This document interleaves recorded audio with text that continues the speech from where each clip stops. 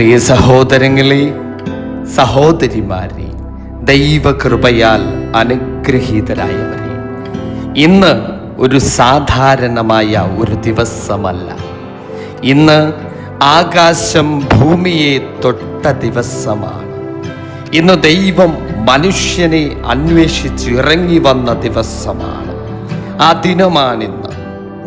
വളരെ നാളത്തെ കാത്തിരിപ്പിൻ്റെ ശേഷം, വളരെ നാളത്തെ പ്രാർത്ഥനകൾക്ക് ശേഷം, നോമ്പിൻ്റെ, പ്രാർത്ഥനയുടെ, അനുതാപത്തിൻ്റെ, കണ്ണുനീർ നിറഞ്ഞ ദിനരാത്രികൾക്ക് ശേഷം നാം കാത്തിരുന്ന ക്രിസ്തു ഇന്ന് ജനിച്ചു.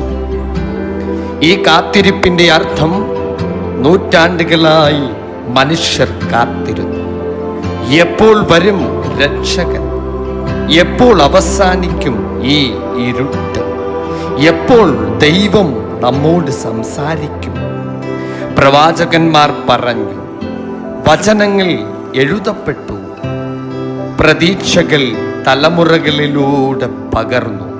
എന്നാൽ ആ കാത്തിരിപ്പ് ഒരു രാജധാനിയിലല്ല പൂർത്തിയായത്, ഒരു കൊട്ടാരത്തിലല്ല നിറവേറ്റപ്പെട്ടത്, ഒരു ചെറുപട്ടണത്തിൽ, ബേത്ലഹേമിൽ, ഒരു കാലിത്തൊഴുത്തിൽ, ഒരമ്മയുടെ നെഞ്ചിടിപ്പിനൊപ്പം, ഒരമ്മയുടെ മാറിലെ ചൂടേറ്റ് വചനം മാംസമായി. വിശുദ്ധമായ നോമ്പിന്റെ പ്രാർത്ഥനയ്ക്കു ലഭിച്ച മറുപടി. നാം ഈ ദിവസങ്ങളിലൊക്കെ നോമ്പിലായിരുന്നു, പ്രാർത്ഥനയിലായിരുന്നു. പലതും നാം വേണ്ടെന്നു വെച്ചു, ത്യജിച്ചു. പല പ്രാർത്ഥനകളും നമ്മുടെ നാവിൽ ഉച്ചരിച്ചു കൊണ്ടിരുന്നു. ചിലർ പ്രാർത്ഥിച്ചത് കുടുംബ സമാധാനത്തിനായി, രോഗശാന്തിക്കായി, മക്കളുടെ ഭാവി ജീവിതത്തിനായി, സാമ്പത്തിക ബുദ്ധിമുട്ടുകളുടെ വിടുതലിനായി, മനസ്സിൻ്റെ വേദനകൾക്ക് ആശ്വാസമായി. ഇന്ന് ക്രിസ്മസ് ദിനത്തിൽ ദൈവം നമ്മോട് പറയുന്നത് ഇതാണ്: നിന്റെ എല്ലാ പ്രാർത്ഥനകൾക്കും ഞാൻ ഉത്തരം തന്നിരിക്കുന്നു. എൻ്റെ പുത്രനെ ഞാൻ നിനക്കായി തന്നിരിക്കുന്നു. നമുക്കൊരു ശിശു ജനിച്ചു, നമുക്കൊരു പുത്രൻ നൽകപ്പെട്ടു.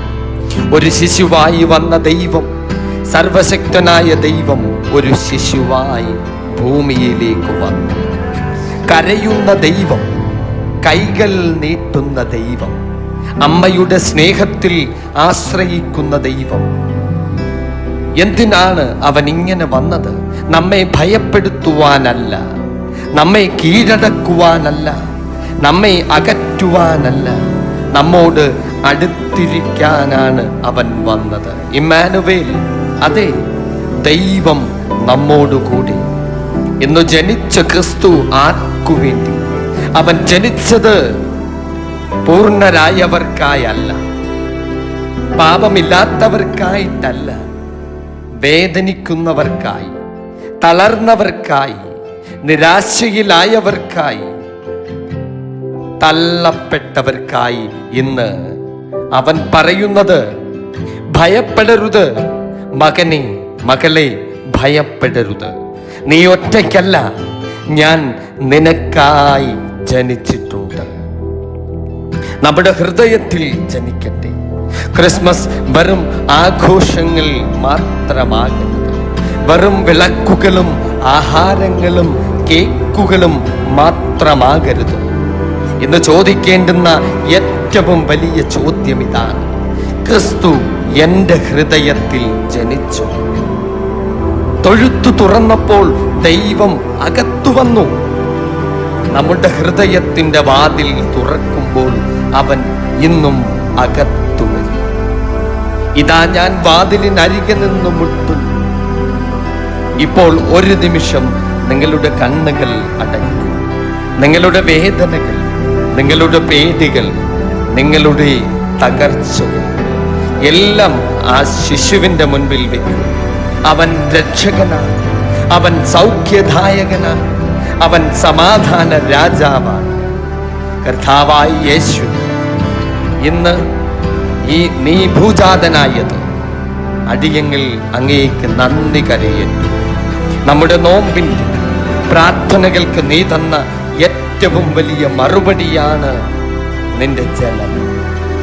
ഞങ്ങളുടെ ഹൃദയങ്ങളിൽ നീ ജനിക്കണമേ. ഞങ്ങളുടെ കുടുംബങ്ങളിൽ നിന്റെ സമാധാനം ഉണ്ടാകണമേ. വേദനിക്കുന്ന മനസ്സുകൾക്ക് ആശ്വാസമാകണം. ഇരുട്ടിൽ വെളിച്ചമാകണം. ഇന്ന് ജനിച്ച രക്ഷകൻ നമ്മുടെ ജീവിതത്തെ പുതുക്കുമാറാകട്ടെ. ആമേൻ.